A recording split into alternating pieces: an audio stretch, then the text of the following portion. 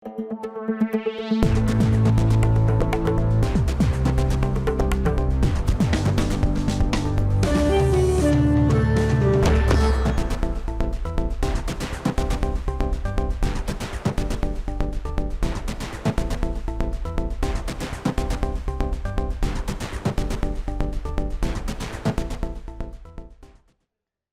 এখন জনপদে আপনাদের সঙ্গে আছি আমি তানজিলা খান মিম।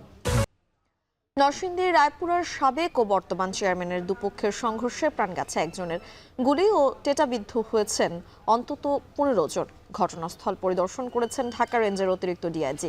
এ সময় দুর্গম চরে এত আগ্নেয়াস্ত্র ও গুলির মজুতের বিষয়টি খতিয়ে দেখার নির্দেশ দেন তিনি। রাকিবুল ইসলামের প্রতিবেদন। আধিপত্য বিস্তার ও জমি সংক্রান্ত দীর্ঘ বিরোধের জেরে রোববার সকাল থেকে উত্তপ্ত হয়ে ওঠে নরসিংদীর রায়পুরা উপজেলার দুর্গম চরাঞ্চল। প্রায় 1 বছর পর বাঁশবাড়ি ইউনিয়নের সাবেক চেয়ারম্যান আশরাফুল ইসলামের সমর্থকরা এলাকায় ঢোকার চেষ্টা করে। এ সময় প্রতিপক্ষ বর্তমান চেয়ারম্যান জাকির হোসেনের সমর্থকরা তাদের বাধা দেয়। এক পর্যায়ে ধাওয়া পাল্টা ধাওয়া সহ টেটা, বল্লম, আগ্নেয়াস্ত্র ও দেশীয় অস্ত্রশস্ত্র নিয়ে সংঘর্ষে জড়ায় দুপক্ষ। সংঘর্ষ চলাকালে গোলাগুলিতে নিহত হন আলমগীর হোসেন নামের এক তরুণ। এছাড়াও আহত হন আরও অন্তত 15 জন, যাদের বেশিরভাগই গুলিবিদ্ধ। সকাল 8টা থেকে শুরু হয়ে টানা সংঘর্ষ চলে বেলা 11টা পর্যন্ত। এরপর দুপুরের দিকে পুলিশের উপস্থিতির খবরে পরিস্থিতি কিছুটা শান্ত হয়, তবে এখনও বিরাজ করছে থমথমে পরিস্থিতি। ঘটনার পর থেকেই পুরো এলাকায় ভুতুড়ে অবস্থা। ভয় আর আতঙ্কে এ বিষয়ে কথা বলতেও রাজি নয় কেউ। আমার বাপের আমার ভাইয়ের ক্ষেত বাড়ি সব দল করে 18 বছর ধরে খাইতেছে। কেড়ে যা কইতো আমার বাপের আমার ভাইয়ের মায়েরা বাড়ি ছাড়া করে লাগলে এদিকে এরই মধ্যে ঘটনাস্থল পরিদর্শন করেছেন ঢাকা রেঞ্জের অতিরিক্ত ডিআইজি। এ সময় দুর্গম চরে এত আগ্নেয়াস্ত্র ও গুলি মজুদের বিষয়টি খতিয়ে দেখার কথা জানান। একটা ঘটনা ঘটলে আপনারা জানেন সেখানে গুজব রটে, বাট অ্যাকচুয়ালি ঘটনা আমরা এখানে সকাল থেকে আমাদের লোকজন রয়েছে, রাত থেকে আমাদের গোয়েন্দা তৎপরতা ছিল। অতর্কিত হামলা এবং তার প্রেক্ষিতে এই ঘটনা ঘটেছে। আমরা এখন পর্যন্ত নিশ্চিত যে একজন মারা গিয়েছে আর 2 জন তারা সিরিয়াসলি ইনজুর্ড। হাসপাতালে প্রেরণ করার পরে ঢাকাতে তাদেরকে রেফার করা হয়েছে। এখন পরিস্থিতি নিয়ন্ত্রণে থাকলেও অতি দ্রুত চরাঞ্চলে থাকা অবৈধ অস্ত্র উদ্ধারের দাবি সচেতন বাসিন্দাদের। এখন নরসিংদী। নির্বাচনের ভাবমূর্তি পুনরুদ্ধারে আগামী জাতীয় নির্বাচন সংশ্লিষ্ট সবাইকে সচেষ্ট থাকার আহ্বান জানিয়েছেন নির্বাচন কমিশনার আবুল ফজল মোহাম্মদ সানাউল্লাহ। সকালে রংপুরে আঞ্চলিক নির্বাচন কর্মকর্তাদের সঙ্গে মতবিনিময় শেষে এসব কথা বলেন তিনি। নির্বাচন কমিশনার বলেন, সুষ্ঠু ভোটের পূর্ব শর্ত হল নির্ভুল ভোটার তালিকা, তাই তথ্যদাতা গ্রহীতা সকলকে সচেতন থাকতে হবে। মোকাররম হুসাইনের প্রতিবেদন। রাজনীতির মাঠে যখন নির্বাচন আর সংস্কার ইস্যুতে দলগুলোর মধ্যে বিভক্তি আর কথার লড়াই, তখন দেশ জুড়ে চলছে ভোটার তালিকা হালনাগাদের কাজ। এই কার্যক্রম দেখতেই রংপুর সফরে নির্বাচন কমিশনার আবুল ফজল মোহাম্মদ সানাউল্লাহ। 3 দিনে উত্তরের 7 জেলা সফরের প্রথম দিন শুরু হয় আঞ্চলিক নির্বাচন কর্মকর্তাদের সঙ্গে মতবিনিময় দিয়ে। ঘণ্টাব্যাপী সভায় উঠে আসে বিগত 3টি নির্বাচনে ত্রুটি বিচ্যুতি ও আগামী নির্বাচনের পরিকল্পনার কথা। আমরা নিশ্চিত করব যে আমাদের যে পুল অফ অফিসার্স আছে তাদের মধ্য থেকে বেছে নিরপেক্ষ এবং যারা কাজ করার মতো সাহসী তাদেরকেই ইনশাল্লাহ আমরা এবার নির্বাচন করব।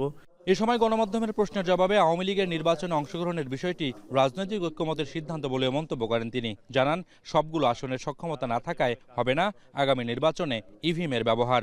ইভিএমের ব্যাপারে আমরা এখনই কিছু বলতে পারছি না। ইভিএমের ব্যাপারে আমরা সংস্কার কমিশনের প্রতিবেদনে দেখেছি একটা যে তা সুপারিশে দেখেছি যে তারা বলেছেন যে ইভিএমে ভোট না করার ব্যাপারে। জাতীয় নির্বাচনে আমরা ইভিএম ব্যবহার করব না, এই সিদ্ধান্ত আমরা নিয়ে ফেলেছি নির্বাচন কমিশন। স্থানীয় সরকার নির্বাচনগুলোতে ইভিএম ব্যবহার হবে কি হবে না এটা সময়ই বলে দিবে। মতবিনিময়ে শুধু এনআইডি সংশোধনের জন্য ইসিতে 3,88,000 আবেদন জমা আছে জানিয়ে 60% ভুলের ক্ষেত্রে তথ্যদাতাদেরই দায়ী করেন নির্বাচন কমিশনার। জানান, 2রা জুলাইয়ের মধ্যে শেষ হবে ভোটার তালিকা হালনাগাদের মাঠ পর্যায়ের কাজ। মোকাররম হুসাইন, এখন রংপুর। ঘোড়াশাল শীতলক্ষ্যা নদীর 10 একর জায়গায় 300 অবৈধ স্থাপনা উচ্ছেদ করেছে বিআইডব্লিউটিএ। পর্যায়ক্রমে সারা দেশে নদীর জায়গায় অবৈধ স্থাপনা উচ্ছেদ অভিযান চালানো হবে। বিস্তারিত জানাবেন সানি মৃধা। নরসিংদীর শীতলক্ষ্যা পাড়ে অবৈধ স্থাপনা উচ্ছেদে যখন অভিযান শুরু করে বিআইডব্লিউটিএ, তখন সেখানে হাজির এনামুর রহমান ভুইয়া নামের এক ভূমি কর্মকর্তা। বেশ কিছু দলিলপত্র দেখিয়েও সন্তুষ্ট করতে পারেনি মোবাইল কোর্ট পরিচালনাকারী টিমকে। এক পর্যায়ে তর্কে জড়ান বিআইডব্লিউটিএর কর্মকর্তাদের সাথে। সরকারি কর্মকর্তা কিভাবে সরকারি কাজে বাধা দিতে আসেন এমন প্রশ্ন করলে দিতে পারেনি সদুত্তর। কয়েক দশক ধরেই ঘোড়াশাল শীতলক্ষ্যার পাড়ে অবৈধ স্থাপনা গড়ে তোলে প্রভাবশালীরা। কয়েক দফা সতর্ক করা হলেও এ বিষয়ে টনক নড়েনি স্থানীয় এসব দখলবাজদের। নদীর জায়গায় বসত বাড়ি থেকে শুরু করে গড়ে ওঠে বিভিন্ন ব্যবসায়িক স্থাপনা। কোনো রকম নিয়ম না মেনেই যেগুলো ভাড়া দিত স্থানীয় প্রভাবশালীরা।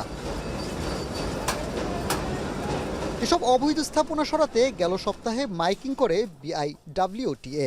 সেই ধারাবাহিকতায় রোববার সকাল থেকে উচ্ছেদ অভিযান পরিচালনা শুরু করে তারা। তবে অবৈধ স্থাপনায় যাদের দোকান ছিল তারা দাবি করেন এই উচ্ছেদের ফলে অনেক পরিবারই রাস্তায় নামতে হবে। পাশাপাশি তাদের আসবাবপত্র সরানোর জন্য পর্যাপ্ত সময় দেওয়া হয়নি বলেও অভিযোগ করেন তারা। আমাদের সুযোগ দেন 2 মাস 3 মাস, আমরা কি করব? বাজার রক্ষার্থে স্বার্থে আমরা আপাতত অন্তত 7 দিনের জন্য মাল সামানারই সরায় নেওয়ার সুযোগ দেওয়া হোক। তবে বিআইডব্লিউটি এর পরিচালক আরিফুদ্দিন বলেন, গেল সপ্তাহে মাইকিং ও নোটিশ দিয়ে সবাইকে সরে যেতে বলা হয়। নদীর জায়গা বাঁচাতে সকলকে এগিয়ে আসারও আহ্বান জানান তিনি। বলেন, পর্যায়ক্রমে দেশব্যাপী এই অভিযান অব্যাহত থাকবে। কালক্রমে এইটাকে নদীকে একটা দখলের মহোৎসব পরিণত হয়েছে। নদীটাকে কিভাবে মেরে আপনার খালে পরিণত করা হয়েছে। এখানে আজকে থেকে শুরু হলো, আগামী আরো 3 দিন এই অভিযান পরিচালিত হবে। অভিযানের প্রথম দিনে 10 একর নদীর জায়গা উদ্ধার করে বিআইডব্লিউটিএ। সোমবার একই জায়গা থেকে আবারও অভিযান শুরু করবে বলে জানায় তারা। দেশে নদীর জায়গায় এমন অবৈধ স্থাপনা উচ্ছেদের চিত্র প্রায় দেখা যায়। পরবর্তীতে এসব জায়গা আবার বেদখলের নজির রয়েছে অসংখ্য। এখন দেখার বিষয়, ঘোড়াশাল শীতলক্ষ্যা নদীর উদ্ধারকৃত এই জায়গা কতদিন সংরক্ষিত রাখতে পারে বিআইডব্লিউটিএ। সানিম রিধা, এখন, ঘোড়াশাল, নরসিংদী। 4 লেন সড়কে উত্তরবঙ্গ থেকে ঢাকা যাতায়াতে সময় কমলেও বেড়েছে দুর্ঘটনা। 1 বছরে মহাসড়কের বগুড়া জেলায় দুর্ঘটনা 133টি, প্রাণ ছুড়েছে 117 জনের। দুর্ঘটনা কমাতে সড়কে শৃঙ্খলা ফেরানোর দাবি যাত্রী চালকদের। রাজীব সেলিমের প্রতিবেদনে বিস্তারিত। দেশের উত্তরের জনপদের সাথে রাজধানীর যোগাযোগ সহজ করেছে 4 লেনের সড়কপথ। সরু পথে আর লাগে না দীর্ঘ সময়, যানজট নেই, বেড়েছে গতি। ঢাকা রংপুর মহাসড়ক এখন এশিয়ান হাইওয়ে। পথে যুক্ত হয়েছে আন্ডারপাস, ওভারপাস, ফ্লাইওভার সহ আধুনিক সড়কের সবকিছু। তবে আগে ভুলে ছোট দুর্ঘটনা ঘটলেও এখন গতি বাড়ায় সামান্য ভুলেই ঘটছে বড় দুর্ঘটনা। সড়কে নিয়ম মেনে গাড়ি চালানোর পাশাপাশি অদক্ষদের প্রশিক্ষণ দেওয়ার কথা বলছেন চালকরা। এদের জন্য জাম জট সেটা লাগিয়ে থাকবে, কারণ এদের লাইসেন্সের প্রশিক্ষণ নাই, তারা ইন্টারভিউ দেয়নি, বিআরটি যায়নি, পানের দোকান লাইসেন্স কিনে আনলে তারা গাড়ি চালাচ্ছে। নতুন ড্রাইভার এসে বামে ইন্ডিকেটর দেওয়া লাগবে সেটা জানেই না। তার যাদের কারণে মনে করেন যে এই গাড়ি চালানো মুশকিল হয়ে যাচ্ছে। নতুন যারা এরা ওভারটেক করতে রয়েছে, আরও অ্যাক্সেলেটার ধরে জানি ওটা না যেতে পারে। তথ্য বলছে 2024 সালের জানুয়ারি থেকে ডিসেম্বর পর্যন্ত মহাসড়কের বগুড়া অংশে দুর্ঘটনা হয়েছে 93টি। এতে প্রাণ ঝরেছে 76 জনের। সড়কের উন্নয়নের পাশাপাশি চালকের দক্ষতা বাড়ানো প্রয়োজন। চালকরা শুধুমাত্র লাইসেন্স নবায়নের সময় দায়সারা কর্মশালায় যুক্ত হন। বিআরটি আসলে সিগন্যালের ওপর বেশি জোর দিচ্ছে, যেহেতু আগামীতে শুধু 4 লেনের মধ্যে শুধু সিগন্যাল থাকবে আর অন্য কিছু থাকবে না। সেক্ষেত্রে আমরা তাদের হাইওয়েতে সর্বোচ্চ গতিসীমা কততে চালালে তারা দুর্ঘটনা ঘটবে না, এই ধরনের আসলে ভালো করে প্রশিক্ষণ দেওয়া হচ্ছে। মহাসড়কে দূরপাল্লার ভারী যানবাহনের দৌরাত্ম্যের পাশাপাশি নজরে আসে হালকা যানের বেপরোয়া পথ চলা। হেলমেট ছাড়াই উল্টো পথে ফ্লাইওভারে উঠে পড়ছে মোটরসাইকেল আরোহী। এছাড়া ভারী যানের সাথে পাল্লা দিয়ে আগেই থাকছে ভ্যান সাইকেলের মতো হালকা যান। মহাসড়কে তো উঠেছেই, তাও আবার ওভারলোড নিয়ে। পর্যাপ্ত জনবল না থাকায় যানবাহন নিয়ন্ত্রণে হিমশিম খাচ্ছে হাইওয়ে পুলিশ। পর্যাপ্ত জনবল বা আমাদের লজিস্টিকের এখনও ওই রকম সক্ষমতা অত বেশি হয় নাই যে ওই সব জায়গাতেই সবাইকে ওইভাবে নামিয়ে দেওয়া সম্ভব না। তবে আমরা সচেতনতা সৃষ্টি করছি, যারা এরকম আমাদের সামনে যাদেরকে পাওয়া যাচ্ছে তাদের বিরুদ্ধে প্রসিকিউশন দেওয়া হচ্ছে। 2024 সালের শুরু থেকে এখন পর্যন্ত বগুড়ার আঞ্চলিক সড়ক ও মহাসড়কের দুর্ঘটনা ঘটেছে 133টি, তাতে মৃত্যু হয়েছে 117 জনের। রাজীব সেলিম, এখন বগুড়া। স্থায়ী ক্যাম্পাসের দাবিতে সড়ক অবরোধ করে বিক্ষোভ করেছে সিরাজগঞ্জের রবীন্দ্র বিশ্ববিদ্যালয়ের শিক্ষার্থীরা। দুপুরে বিশ্ববিদ্যালয়ের সামনের সড়ক অবরোধ করে বিক্ষোভ করে আন্দোলনরত শিক্ষার্থীরা। এ সময় স্থায়ী ক্যাম্পাসের দাবিতে বিভিন্ন স্লোগান দেয় তারা। শিক্ষার্থীদের কর্মসূচির সঙ্গে একাত্মতা প্রকাশ করেন বিশ্ববিদ্যালয়ের উপাচার্য। এ সময় স্থায়ী ক্যাম্পাসের দাবি দ্রুত মেনে নেওয়ার আহ্বান জানানো হয়। কর্মসূচির কারণে বগুড়া নগরবাড়ি মহাসড়কের শাহজাদপুর এলাকায় যান চলাচল ব্যাহত হয়। প্রায় 2 ঘন্টা পর অবরোধ তুলে নিলে স্বাভাবিক হয় যান চলাচল। ফেব্রুয়ারির আগেই প্রাথমিকের সকল বই শিক্ষার্থীদের কাছে পৌঁছে দেওয়ার চেষ্টা চলছে বলে জানিয়েছেন প্রাথমিক ও গণশিক্ষা বিষয়ক উপদেষ্টা ডাক্তার বিধান রঞ্জন রায় পোদ্দার। দুপুরে চট্টগ্রাম সার্কিট হাউসে প্রাথমিক শিক্ষার উন্নয়নে মাঠ প্রশাসনের কর্মকর্তাদের সাথে মতবিনিময় সভায় এ কথা বলেন তিনি। আপনারা সবাই জানেন যে আমরা চেষ্টা করে যাচ্ছি অনবরত। প্রাইমারির ক্ষেত্রে তা আমি বলতে পারি, এটা আমি আশা করি জানুয়ারির মধ্যে সম্পূর্ণ আমরা করতে পারবো। আমরা কিন্তু স্কুলগুলোকে অন্য ডিরেকশন দিয়েছি, সেটা হচ্ছে যেহেতু এখনো সবগুলো বই আমাদের পাওয়া যাচ্ছে না, এখন আমরা পৌঁছাতে পারিনি, তারা যেন এই সময়টাতে বেশি করে অন্যান্য কো কারিকুলার অ্যাক্টিভিটিস যেগুলোকে আমরা বলি, এই ধরনের কার্যক্রমগুলোকে জোরদার করতে বলেছি। গণমাধ্যমের অনুমতি দেওয়ার ক্ষেত্রে রাজনৈতিক হস্তক্ষেপের কারণে জনগণের কাছে গ্রহণযোগ্যতা পায়নি বলে মন্তব্য করেছেন গণমাধ্যম সংস্কার কমিশনের প্রধান কামাল আহমেদ। দুপুরে সিলেট জেলা শিল্পকলা একাডেমিতে এক মতবিনিময় সভায় এই কথা বলেন তিনি। টেলিভিশন শিল্পে যে সমস্ত সাংবাদিকরা কাজ করছেন তাদের তো একটা অভিন্ন বেতন কাঠামো থাকা দরকার, অন্তত ন্যূনতম বেতন কাঠামো একটা থাকা দরকার, ন্যূনতম একটা বেতনের লেভেল থাকা দরকার, যার নিচে কোনো সাংবাদিকের ডিসেন্ট জীবনযাপন এটা সম্ভব না। সেরকম একটা জায়গা তো নির্ধারণ করে দেওয়া দরকার। সেটা আমাদের দায়িত্ব না, আমরা এই কমিশনের তরফ থেকে হয়তো সেই কাঠামোটার কথা বলতে পারবো না, সেটা অর্থনীতিবিদরা ঠিক করবেন, সেটার জন্য আরও বিশেষজ্ঞদের সহায়তা হয়তো দরকার হবে। জনবল ও যন্ত্রপাতির সংকট, অবকাঠামোগত জটিলতায় ধুঁকছে ফেনীর 250 শয্যা বিশিষ্ট জেনারেল হাসপাতাল। এতে ব্যাহত হচ্ছে চিকিৎসা সেবা। বিস্তারিত জানাবেন সোলাইমান ডালিম। ফেনীর 250 শয্যা বিশিষ্ট জেনারেল হাসপাতাল, তবে জনবল রয়েছে মাত্র 150 শয্যার। এমনকি 3 মাসেরও বেশি সময় ধরে নষ্ট লিফট, অকেজো হয়ে পড়ে আছে জেনারেটরও। এতে জেলার লাখো মানুষের একমাত্র ভরসার হাসপাতালে মিলছে না কাঙ্ক্ষিত সেবা।